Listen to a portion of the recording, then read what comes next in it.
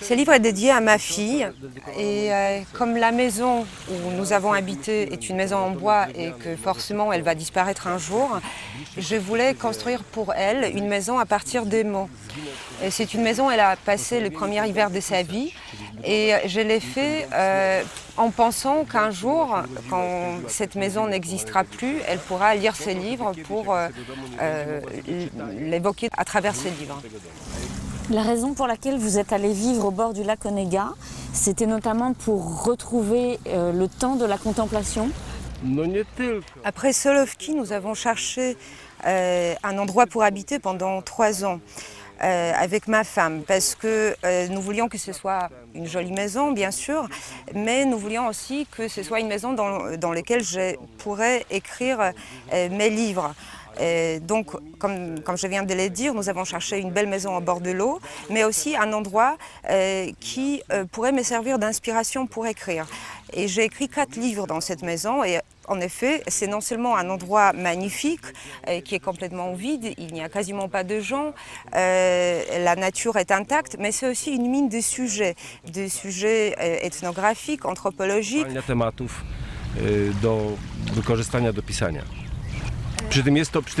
Et c'est une région qui est très intéressante aussi du point de vue de la géographie et de l'histoire.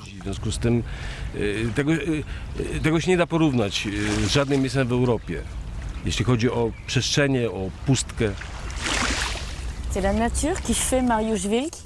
Ce n'est pas seulement la nature qui fait Mariusz Wilk. Ce qui est très important aussi pour moi, c'est de me trouver à la frontière entre les deux choses. Et en ce qui concerne cette région, c'est la frontière entre deux civilisations, entre la civilisation sédentaire et celle des nomades, puisque c'est là où ont vu le jour 2 épopées très importantes, celle des nomades Kalevala et les Bilines du peuple sédentaire qui s'occupait surtout de la terre. C'est l'échange culturel qui est également très important pour moi, qui m'intéresse beaucoup. Mais quand je parle de l'échange culturel, je pense tout de suite aussi aux gens. Et je me demande si les gens, finalement, ne sont pas plus importants pour moi que la culture. Quand vous recherchez des vestiges du monde russe dans cette région, ce sont essentiellement ces rencontres et ce point de vue ethnographique où il y a aussi des réminiscences plus antiques pour vous? Il n'y a pas de traces de l'Antiquité dans cette période. Il n'y a pas de pont, il n'y a pas d'aqueduc. C'est surtout l'architecture en bois et il faut savoir que cette architecture, elle peut durer au maximum 200-300 ans. Donc l'église orthodoxe la plus ancienne qui se trouve là-bas date du XVIe siècle. On a aussi un labyrinthe de pierres qui date de l'ère néolithique. On a des peintures rupestres, mais il n'y a pas de traces d'antiquité dans cette région. Labiryntów w postaci rytów naskalnych, a potem jest od razu właśnie XVI wiek, drewniana architektura i folklor. Antyku tam nie ma. Inaczej, ja próbuję przez język. Je dirais que c'est à travers la langue que j'essaye de comprendre la culture russe. Au quotidien, j'essaye de penser en russe. Parce que pour moi, la Russie, c'est un autre monde, je dirais même que c'est une autre civilisation. Et c'est pourquoi si on essaye d'appréhender la Russie en la pensant avec des catégories européennes, on se trompe. Et c'est pour ça qu'on s'étonne après que la démocratie russe, ce n'est pas la même chose que la démocratie suisse, par exemple. Et donc, encore une fois, c'est à travers la langue que j'essaye de comprendre la pensée russe, la mentalité russe, et après, j'essaye de les traduire en polonais, c'est-à-dire en européen. Mais pour les faire, il a fallu bien sûr que je me familiarise, par exemple, avec le vieux slave, parce que c'est là où se trouvent les racines de la culture russe. Donc il a fallu que je me familiarise avec la culture monastique, avec tous ces écrits qui ont été faits dans les monastères avec la vie des saints, puisque c'est là justement où se trouve la source de la mentalité russe. Et donc ces voyages à travers la langue me permet de cerner la mentalité, la personnalité russe, mais pas au sens d'un individu, d'un individu précis ou concret, mais en général. Osobowości rosyjskiej, ale nie konkretnego Rosjanina, tylko szerzej. A jednocześnie... Je dirais aussi que ces voyages à travers la langue russe, à travers le vieux slave, et en même temps un voyage à l'intérieur de moi-même, puisque les racines du russe et du polonais se trouvent dans le vieux slave. Le latin a été imposé aux Polonais et le polonais a été déformé par le latin, alors que le russe n'a pas du tout subi cette déformation par le latin. C'est pour ça que le russe est plus proche du vieux slave. Et moi, je me sens beaucoup plus slave que polonais. Je rejette tous les nationalismes. Encore une fois, je me sens plus slave que polonais. Do tych korzeni jeszcze przednacjonalnych, do plemiennych, ja bym powiedział, czy archetypicznych. La raison pour laquelle vous avez quitté la Pologne, c'était quoi? O, Si je suis partie de la Pologne, c'est parce que la Pologne a arrêté de me plaire. Mes amis qui ont milité avec moi dans Solidarność ont, après les changements politiques, accédé au poste de responsabilité, mais moi je ne suis pas un homme politique. Si j'ai milité dans Solidarność, c'était pour que nous ayons la culture indépendante. Quand on a commencé à publier librement tous les écrivains qui étaient censurés avant, comme par exemple Gombrowicz, je me suis dit que mon rôle était fini. Et comme je vous ai dit, la politique ne m'intéresse pas, l'argent ne m'intéresse pas. Et il faut savoir aussi qu'avant le changement politique, je n'avais pas de passeport. Quand la situation politique a changé, j'ai eu mon passeport et je me suis dit que c'était le moment de partir et de s'ouvrir au monde. polskim sosie. Où étiez-vous il y a 30 ans? W więzieniu. En prison. Pourquoi?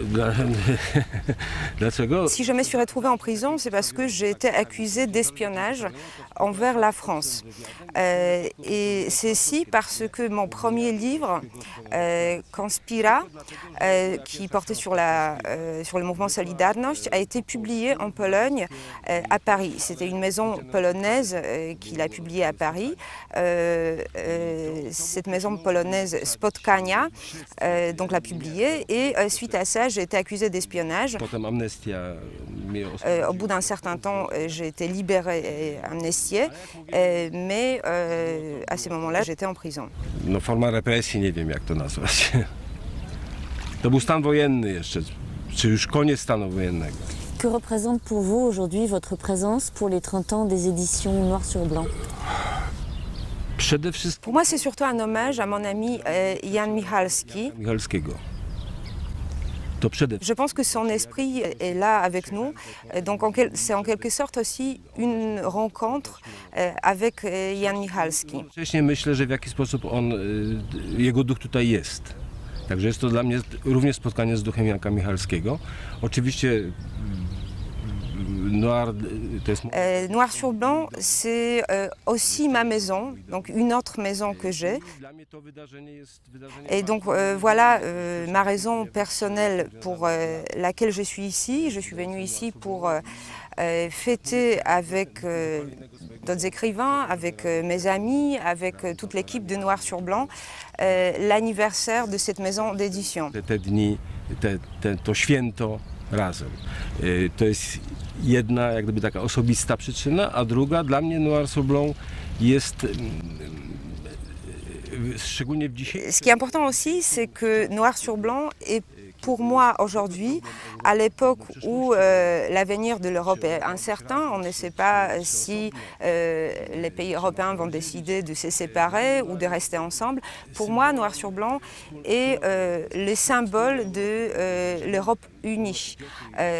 On ne divise plus l'Europe en l'Europe de seconde catégorie ou de première catégorie. Noir sur blanc est pour moi ce symbole de l'Europe unie. Krajów Europy Wschodniej i Rosji, a z drugiej strony pokazuje również to polskiemu czytelnikowi to, co się dzieje. Grâce à Jan Michalski, j'ai pu notamment rencontrer Nicolas Bouvier, parce que Noir sur blanc, non seulement fait de la promotion de la littérature polonaise, mais aussi de la littérature d'Europe orientale et de la Russie en France, mais aussi familiarise les lecteurs polonais avec la littérature mondiale. Vous citez Gombrowicz dans La Maison du Vagabond, notamment sur le patriotisme convulsif en Pologne. Est-ce que c'est exactement ce que vous observez, la même chose que lui aujourd'hui? Lui, il écrivait ça en 1920. Oui, je suis absolument d'accord, parce que si Gombrowicz était en vie aujourd'hui, je pense qu'il aurait employé la même phrase, et je pense même qu'il n'a pas pu imaginer à l'époque à quel point ce qui se passe aujourd'hui en Pologne est ridicule et grotesque. Gombrowicz est un écrivain que je connais depuis longtemps, car je l'ai découvert il y a 40 ans. J'ai écrit un mémoire de maîtrise sur Gombrowicz, et d'ailleurs je n'arrête pas de lire et relire cet écrivain. Il y a une semaine, j'ai donné une conférence sur Gombrowicz à Naples. Et Gombrowicz disait justement le plus important pour les Polonais, c'était justement de se débarrasser de leur polonité, d'arrêter d'être polonais pour s'ouvrir au monde. Et c'est pour ça que dans son journal et dans ses autres romans, il parle du fait qu'il est nécessaire pour un Polonais de se libérer de la polonité. Et qu'il est important pour un écrivain de traiter des sujets universels. Pour lui, ce qui était important, c'est de se débarrasser de ce que l'école nous a inculqué, parce qu'il ne s'agissait pas pour Gombrowicz uniquement du patriotisme, mais aussi de ce que l'école nous a inculqué, ou l'éducation patriotique que nous avons reçue, ou encore l'Église. Il fallait s'en débarrasser, il faut se purifier de tout cela. Je pense que purifier, c'est le meilleur mot. D'ailleurs, il y a cette phrase importante de lui. Il dit que ce qui est réel, ce qui existe vraiment, c'est la douleur. Il disait « j'ai mal, donc je suis ». Avoir mal, ça voulait dire, c'était la preuve du fait qu'on est bien en vie. Pour Gombrowicz, se débarrasser de toutes ces gueules qui nous ont été imposées par notre éducation, etc., était le plus important pour s'ouvrir au monde. Po to, żeby dojść do tego, co jest najważniejsze. Gombrowicz dit on ne peut être polonais qu'en dehors de la Pologne. Pour Mariusz Wilk, on ne peut être slave qu'en dehors de la Russie.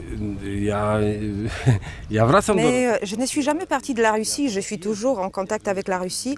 D'ailleurs, nous allons y passer l'été. Jedziemy na lato do Rosji, także ja nie straciłem kontaktu z Rosją. Prosto Si nous sommes partis de la Russie, nous vivons maintenant en Italie, c'est parce que j'ai commencé à m'y sentir mal à partir du moment où il y a eu des problèmes avec l'Ukraine. Après tout ce qui s'est passé en Crimée et à Donetsk. Całe lata 90. I początek lat 2000. Jusqu'à ces moments-là, la Russie était pour moi un empire où tous les peuples étaient à égalité. Il n'y avait pas ce nationalisme qu'on observe en Russie aujourd'hui. C'était dans les années 90 jusqu'au début des années 2000. On peut dire aujourd'hui, en citant la phrase de Jerzy Stempowski, qui a d'ailleurs vécu en Suisse pendant un certain temps, que les Russes ont adopté une mentalité de la ville assiégée. Qu'est-ce que ça veut dire? Ça veut dire qu'ils se sentent comme s'il y avait un danger qui les menaçait de toutes parts. Et en gros, tous ceux qui ne sont pas d'accord avec eux sont des ennemis. Et donc, j'ai commencé à m'y sentir mal, j'ai commencé à y étouffer. Mais je pense que s'il s'agissait que de moi, j'aurais pu y rester. Mais il y avait aussi notre fille qui, il y a 2 2 ans étaient censés aller à l'école primaire. Mógłbym żyć, ale akurat tak się złożyło, że dwa lata Nous temu n'avons pas voulu qu'elles apprennent à l'école que la Crimée a toujours été russe et non pas ukrainienne. Nous voulions une école plus ouverte pour notre fille et c'est pour ça que nous sommes partis en Italie. decyzja wyjazdu do szkoły, bo myśmy w sumie Donc la raison principale, c'était l'école. z Rosji z końcami, że tak powiem, czyli rezygnując z życia w Rosji.